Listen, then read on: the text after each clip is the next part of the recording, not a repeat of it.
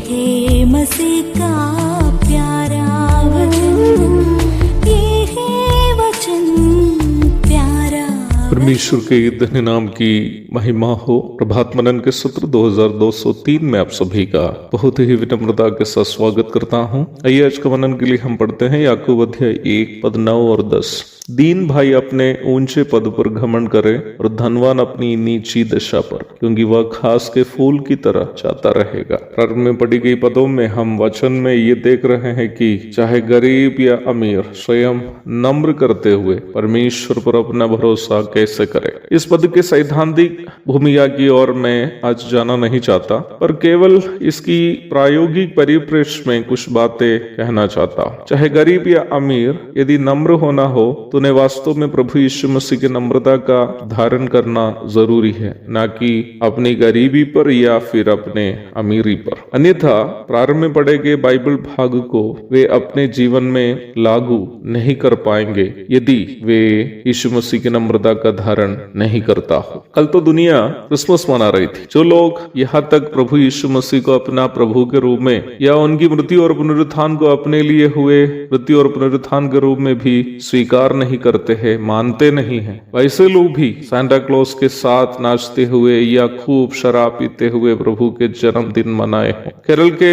नामधारी मसीही सबसे अधिक शराब क्रिसमस और गुड फ्राइडे के दिन में पीते हैं। क्रिसमस के दिन में यीशु मसीह जन्म लेने की खुशी से पीते हैं और फिर गुड फ्राइडे के दिन यीशु मसीह की मृत्यु के गम से। जिन मसीही कलीसियाओं में पहले क्रिसमस, गुड फ्राइडे, ईस्टर आदि नौटंकियां नहीं होते थे, वे लोग भी आजकल दुनिया को देखकर सुसमाचार प्रचार के बहाने इन नौटंकियों को करने लगे हैं। मुझे ये सब देखकर आश्चर्य नहीं है, क्योंकि वचन ये स्पष्ट रूप में कहता है कि अंतिम दिनों में धर्म अथवा परमेश्वर की नैतिकता में बढ़ने का त्याग यहाँ तक विश्वासियों में भी होगा और प्रभु के आने पर विश्वास शायद देखने के लिए भी नहीं मिलेगा। लूका अध्याय 18 की 8 और पहला थिस्सलुनीकी 2 की 3। यद्यपि हम ऐसे ही एक समय में जब परमेश्वर की कलीसिया भी पद भ्रष्ट हो जा रही है, जी रहे हैं। मैंने कुछ ऐसे लोगों को भी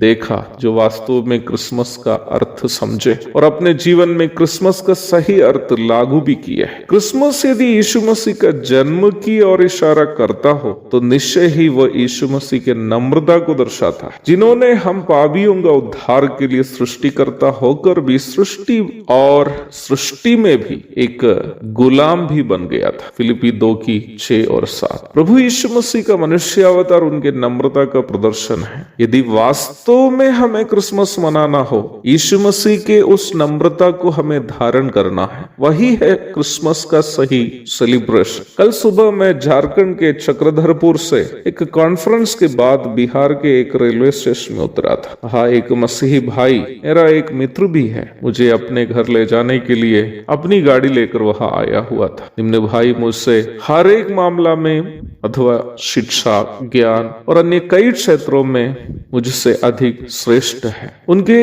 रहने के स्थान में कल क्रिसमस के दिन में मुझे उनके साथ झगड़ा करना पड़ा। कारण यह था कि हम मिलकर दूसरे एक भाई के घर की ओर जाने के पूर्व जब मैं देख रहा था, वो भाई जो उम्र में, ज्ञान में, शिक्षा में और अन्य कई मामला में मुझसे अधिक श्रेष्ठ है, मेरे जूते उठाकर पॉलिश कर रहे थे। मेरे जूते पॉलिश करने से उनको मना करने के परिप्रेक्ष्य में मुझे उनसे झगड़ा करना पड़ा। परंतु उस प्रिय भाई ने मेरे जूता पॉलिश करने के पूर्व मुझे लौटाया नहीं। चक्रधरपुर में मैं यही प्रचार कर रहा था कि हमें यीशु मसीह के समान प्रेम और नम्रता कैसे दिखाना है। मुझे ऐसे लग रहा था कि जो मैं माइक के पीछे से प्रचार कर रहा था, वो भाई खामोशी से प्रचार कर रहा है। निम्न घटना मुझे 2-3 वर्ष के पीछे की ओर मेरे याददाश्त को ले गई। उस समय एक विदेशी देश में मैं एक कुलीन भाई के घर में था। वो भी धन, संपत्ति, शिक्षा, कुलीनता आदि हर एक सांसारिक योग्यता में मुझसे अधिक श्रेष्ठ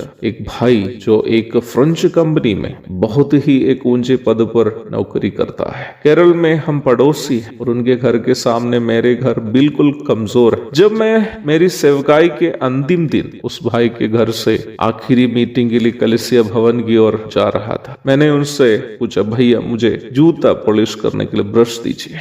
तब उन्होंने मुझसे कहा, आपके जूते में पॉलिश करके वहां रखा। मैंने उनको डांटते हुए इस प्रकार कहा, भैया आप मेरे जूते क्यों पॉलिश कर रहे हैं? उनका जवाब ये था, आप लगभग 2 महीने हमारे बीच में थे, आज वापस इंडिया जा रहे हैं, मैं आपके लिए जाने के पूर्व आखिरी सेवा भी निभाना चाहता था। मेरी आंख भर गई थी, मैं अपने आंसुओं को रोक नहीं पा रहा था। मुझे ऐसा लगा कि मैं क्यों यह वचन सिखाने आया। जो मैं सिखा रहा हूँ ये लोग पहले से अपने जीवन में लागू कर दिया है, मुझे तो नम्रता इन लोगों से सीखनी है। मैं जानता हूँ क्रिसमस का सही अर्थ जो यीशु मसीह का नम्रता और दीनता है, यही लोग कल के मेरा मित्र और विदेश में रहने वाला वो भैया, इस प्रकार के लोग सही अर्थ में मनाए हैं। क्योंकि मैं जानता हूँ कि वो लोग ऐसे केवल मेरे साथ ही नहीं बल्कि हर एक व्यक्ति के साथ व्यवहार करते हैं, इसलिए कि वो लोग क्रिसमस का सही अर्थ अथवा यीशु मसीह के नम्रता की पहचान करते हैं।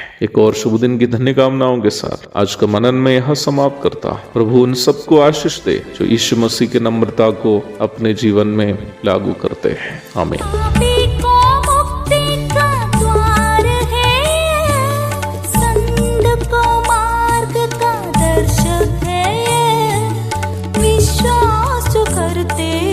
उसके लिए अनंत जीवन का साधन है।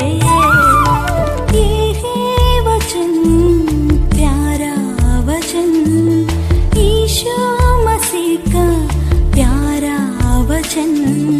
ये है वचन, प्यारा वचन, यीशु